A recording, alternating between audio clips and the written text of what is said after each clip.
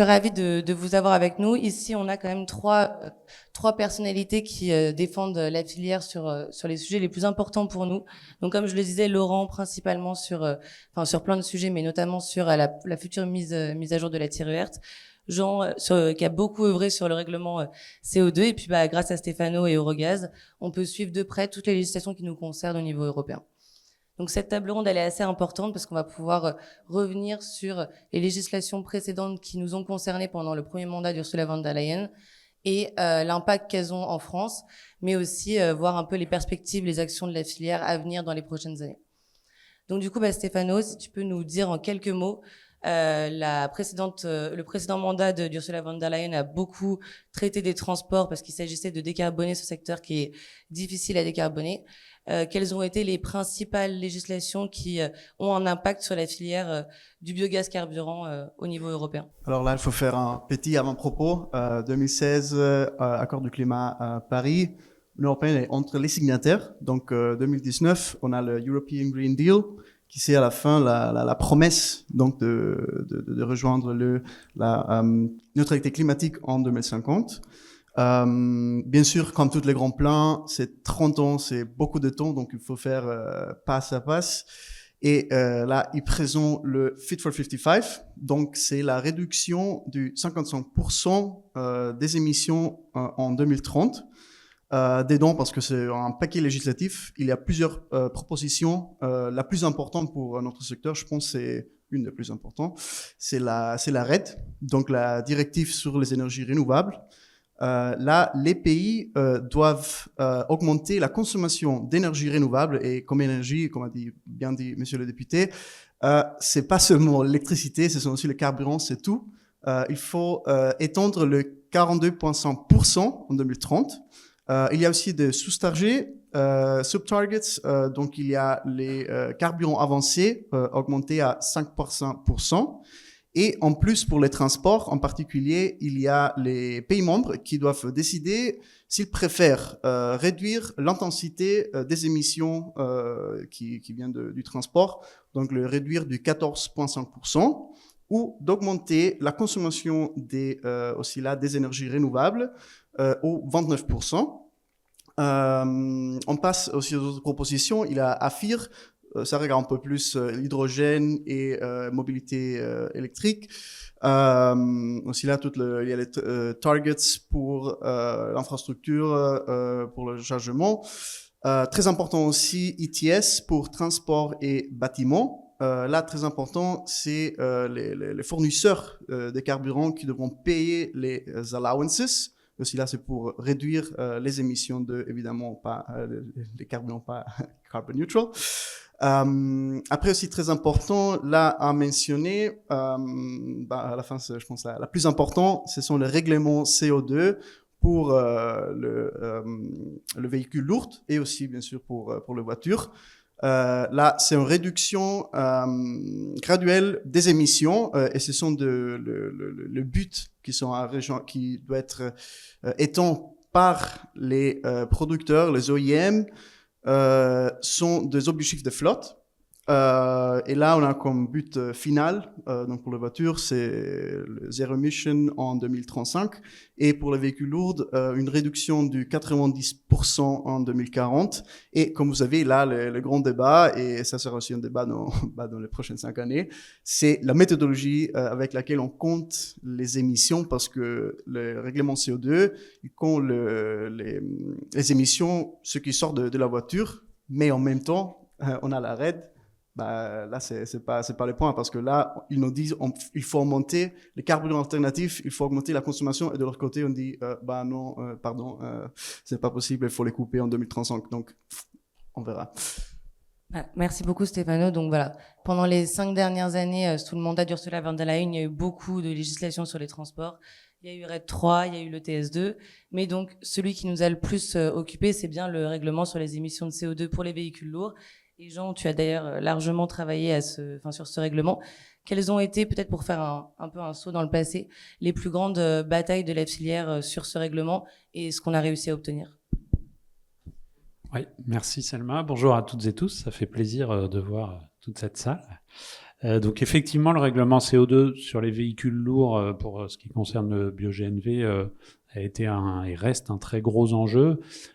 Comme l'a dit Stefano, le règlement CO2, il concerne les fabricants de véhicules, il fixe des objectifs très ambitieux de réduction d'émissions. Ça, en soi, c'est pas un problème et c'est même, on est tous d'accord là-dessus, une nécessité. Le transport, c'est le plus émetteur des secteurs et c'est celui qui n'arrive pas à baisser ses émissions. Donc des objectifs ambitieux, c'est pas la question, mais le problème, c'est effectivement la méthode qui est utilisée. Je pense que vous l'avez tous en tête, d'autant que Stefano vient de l'évoquer, la méthode du calcul à l'échappement des émissions. Donc qui signifie qu'un véhicule électrique ou un véhicule hydrogène n'émet rien à l'échappement, quelle que soit la manière dont l'électricité ou l'hydrogène ont été produites en amont, alors qu'à l'inverse, pour le bio-GNV et les biocarburants liquides, de la même manière, on ne regarde pas comment ça a été produit en amont, et donc à l'échappement, ça émet autant que leurs équivalents fossiles. Et donc, pour répondre à ta question, qu'est-ce qu'on a fait ? Je dirais que la première chose sur laquelle il a fallu se battre, c'est d'essayer de faire comprendre qu'il fallait sortir de cette méthode pour ne pas se priver des solutions performantes que sont les biocarburants et le bio-GNV, et ne pas compter exclusivement que sur l'électricité et l'hydrogène. On est là aussi tous convaincus, je pense, qu'elles seront nécessaires dans le mix, mais qu'aucune des énergies n'y arrivera toute seule. Et donc, il y aura besoin, ça a été dit par, je crois, tous les intervenants ici, mais il faut quand même convaincre au niveau des dirigeants, insister sur le fait qu'on aura besoin de toutes les solutions performantes, et donc qu'il faut sortir de cette méthode de calcul. Donc ça, c'est convaincre qu'on a besoin de tout le monde. Et justement, je pense que la deuxième chose qu'on a essayé de faire et qu'il va falloir continuer à faire, et sur laquelle il y a eu un très gros travail d'Eurogaz, et je pense qu'on a, j'espère en tout cas, bien travaillé ensemble, c'est sur, et Monsieur Fugit, vous l'avez évoqué, c'est la première étape, c'est de convaincre, mais après, je pense qu'il a fallu qu'on fasse un travail pour proposer des méthodes, en supposant que les gens soient convaincus, proposer des méthodes pour intégrer de manière pas trop complexe le bio-GNV, et ça a été un gros travail notamment sur le Carbon Correction Factor, donc le facteur de correction carbone. Eurogaz a énormément travaillé sur le sujet pour proposer cette méthode qui permet je vais pas trop rentrer dans le détail parce que ça pourrait être long, mais ça permet de rester en logique à l'échappement, donc entre guillemets de ne pas remettre en question l'électricité et l'hydrogène, tout en valorisant le bio-GNV, les biocarburants et bien les versions bio de ces carburants. Ça s'est passé à 12 voix près au Parlement quand même, ce qui n'était pas du tout gagné à l'avance. Malheureusement, le Carbon Correction Factor a été rejeté, mais on n'est pas passé loin d'une adoption. Et pour répondre à ta question, qu'est-ce qu'on a obtenu ? Certains, suivant les caractères de chacun, ça peut être la bouteille à moitié vide ou la bouteille à moitié pleine. Moi, je suis plutôt optimiste, donc je vais dire la bouteille à moitié pleine. On a obtenu, au bout d'un an de négociations, le texte a été voté en mai. Malheureusement, on a le texte, un plan A, entre guillemets, qui reste à l'échappement, donc très élec et très hydrogène, mais ce qu'on a obtenu, c'est un plan B, c'est-à-dire, ça a été évoqué par Erwan, on a obtenu qu'il y ait des clauses de revoyure en 2027 et même, ça s'appelle pas clause de revoyure, mais des études en 2025. Donc une sorte de plan B pour dire si le plan A, tout élec, tout hydrogène, pour faire simple, ne fonctionne pas, il faut quand même qu'on regarde un plan B avec les biocarburants et le bio-GNV. Et donc on a obtenu différentes études. L'étude du Carbon Correction en 2027, l'étude de l'ACV, pour voir si on peut arriver à le mettre en place en 2027, et dès 2025, une étude sur la possibilité de faire rouler des véhicules qui rouleraient exclusivement avec des biocarburants et non pas du fossile. Et donc là aussi, on continue de travailler avec Eurogaz sur une méthodologie qui permette... ou plutôt sur le fait de travailler à proposer plusieurs méthodologies à la Commission européenne pour permettre de homologuer des véhicules 100% bio, quoi. Bon, du coup, vous l'avez compris, c'est un règlement qui nous a quand même largement occupés. Heureusement, il y a comme le disait Jean, une voie avec les clauses de revoyure et les études. Donc, on va pouvoir continuer à œuvrer là-dessus et toutes les portes ne sont pas fermées. Mais il y a un autre texte qui nous a quand même qui va largement nous occuper. C'est comme le disait Stéphano, la directive RED et sa transposition en France. Donc, Laurent, peut-être si tu peux nous faire un petit point sur les implications et sur l'impact que peut avoir la directive RED sur le bio-GNV en France. Alors la directive RED, comme Stéphano l'a dit, c'est d'abord la transposition d'un objectif qui est pour la France une baisse d'intensité carbone de moins 14,5%. Pour être un peu plus concret, dans la PPE par exemple, ça a été dit, ça fait 50 TWh de biocarburant liquide plus le biogaz. Et encore, ce chiffre de 50 TWh, ça n'est que dans un monde parfait où on aurait plein d'électrification parfaitement réussie, où on aurait des transferts modaux de partout et où on n'aurait que des biocarburants hyper bas carbone. La réalité, c'est qu'on en aura besoin de beaucoup plus. Et donc, je ne vais pas faire exception à la règle, hein, je répète ce que tout le monde dit, on aura besoin de toutes les solutions, et même toutes les solutions, ce ne sera pas assez. Donc on n'est évidemment pas en concurrence ni avec l'électricité, ni avec les biocarburants. Tous les curseurs à fond ne suffiront pas. Et dans la liste de ces solutions, le biométhane, le bio-GNV, il est particulièrement bien placé parce qu'il est compétitif. Et il est tellement compétitif qu'il peut intéresser au-delà de simplement notre flotte, mais il peut servir à verdir, à atteindre l'objectif pour l'ensemble du secteur, parce que c'est un des carburants les plus compétitifs aujourd'hui, les plus matures. On sait qu'on sait l'utiliser. Vous connaissez tous ses avantages. Alors, ça c'est le principe européen, c'est le chemin qui nous est tracé. Pour y arriver, il faut que ce soit transposé en droit français. Et donc, c'est là où on arrive au sujet -R-. Alors d'abord, je pense qu'on peut tous dans la salle remercier monsieur le député, parce que grâce à son implication forte, on a déjà un texte sur lequel s'appuyer. Dans le PLF 2023, on a d'ores et déjà le biométhane et le principe de l'évolution du dispositif qui est prévu au 1er janvier 26. Donc, quoi qu'il arrive, on aura déjà le biométhane dedans. On n'a pas les paramètres. Sans les paramètres, c'est pas très facile d'investir. Donc on en est là. Depuis maintenant presque un an, l'administration a rédigé la loi. C'est pratiquement en place. Et depuis un an, on essaye de trouver une fenêtre politique pour pouvoir lancer la consultation. Certains d'entre vous pourront dire que la plaisanterie commence à être un petit peu longue, mais il faut garder le moral, ça va finir par arriver, d'autant plus que c'est pas un texte uniquement pour la filière biogaz, hein. C'est un texte qui concerne l'ensemble des biocarburants, ce qui impacte très fortement les agriculteurs. Et il y a bien un moment où laisser 50 TWh, voire beaucoup plus, de production agricole sans déboucher, ça va finir par générer une certaine émotion. Et donc, j'ai assez peu d'inquiétude sur le fait qu'il va y avoir une transposition.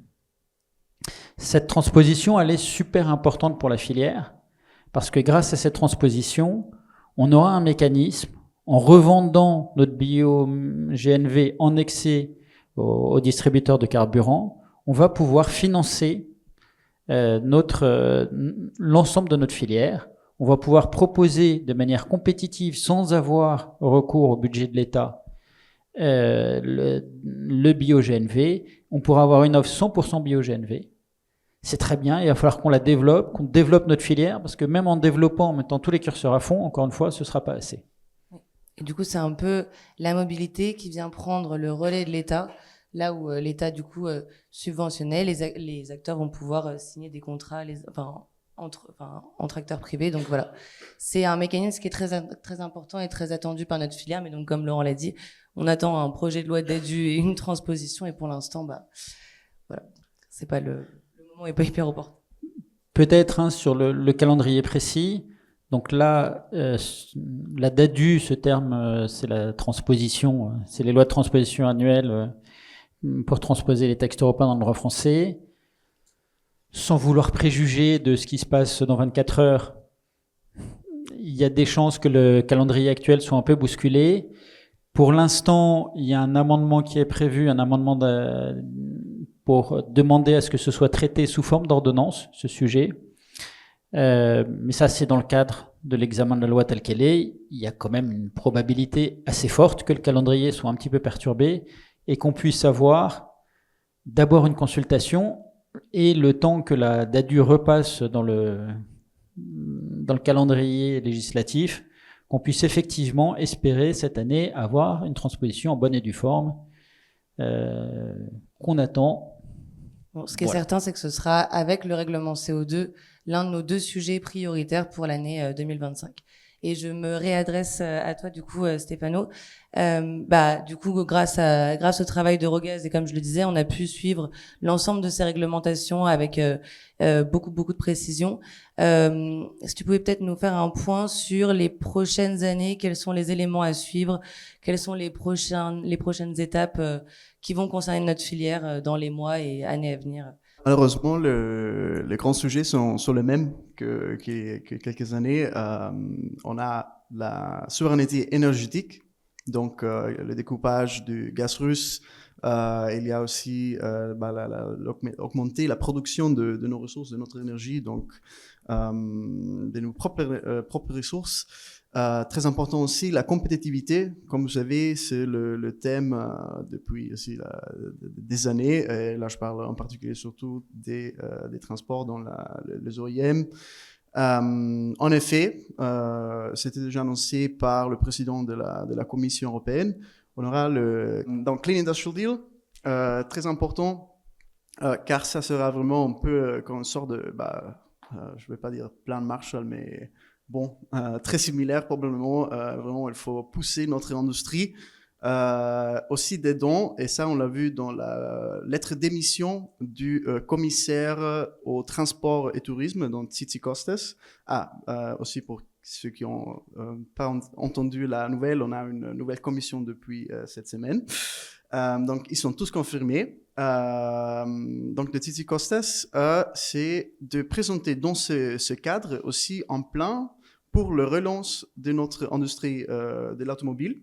Donc, on verra ce qu'il y aura. Surtout, très important aussi là, c'est la référence au report de Mario Draghi. Aussi, lui, ceux qui l'ont pas lu, très important, il souligne vraiment l'importance des carburants alternatifs. Parce que là, en industrie, ça fait aucun sens de la faire mourir, surtout parce que il y aura encore une demande de voitures qui marchent en moteur à combustion, même après 2035. Et surtout, comme a bien dit Laurent aussi avant, c'est la complémentarité des ressources. Et ça aussi, ça ira à renforcer notre souveraineté énergétique à la fin.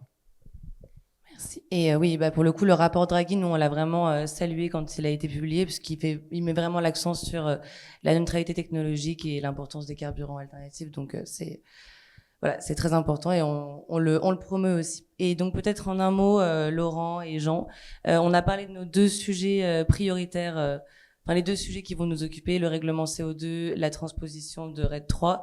Si vous aviez un autre élément sur lequel la filière devra agir dans les prochaines années. Alors, je vais commencer, comme ça je vais laisser un peu de temps à Laurent de réfléchir pour en trouver un, parce que moi j'en ai pas. Non, mais très clairement, moi je suis assez convaincu que si on se bat, et surtout si on arrive au final à gagner sur le règlement CO2, d'une part, et de l'autre côté la tire verte qui sera, si ça se passe bien, un levier extrêmement efficace pour faire baisser le prix du bio-GNV à la pompe. Si on arrive à avoir des bons résultats sur ces 2 sujets, le bio-GNV aura une place tout à fait satisfaisante dans le mix. Il pourra prendre sa place parmi les autres. La question n'est pas d'être hégémonique, on n'y arriverait pas de toute façon. Mais je pense que c'est vraiment les 2 sujets principaux sur lesquels il faut qu'on continue de travailler. Et c'est bien prévu comme ça. Moi, je vais revenir sur un point qui a été beaucoup évoqué, mais il faut qu'on réussisse à convaincre l'État que ce n'est pas parce qu'il aide et j'ose même pas dire aide, enfin qu'il arrête d'embêter la mobilité gaz, qu'il est en train de torpiller la mobilité électrique. C'est vraiment, je pense, un combat qu'il faut avoir, en train de dire, mais arrêtez, il y a 1% de camions électriques aujourd'hui, en 2030, vous mettez vos curseurs à fond, vous aidez à fond, c'est pas les camions gaz qui vont vous empêcher de constater le maximum électrique que vous pouvez faire. Pas du tout. Et donc, vraiment, mon objectif, c'est qu'on réussisse à passer cet obstacle mental du gouvernement qui consisterait à dire que dire un mot sur la mobilité gaz serait un signe de désaffection de la mobilité électrique. Mais ça va pas être... C'est un vrai challenge. Eh bien, merci beaucoup.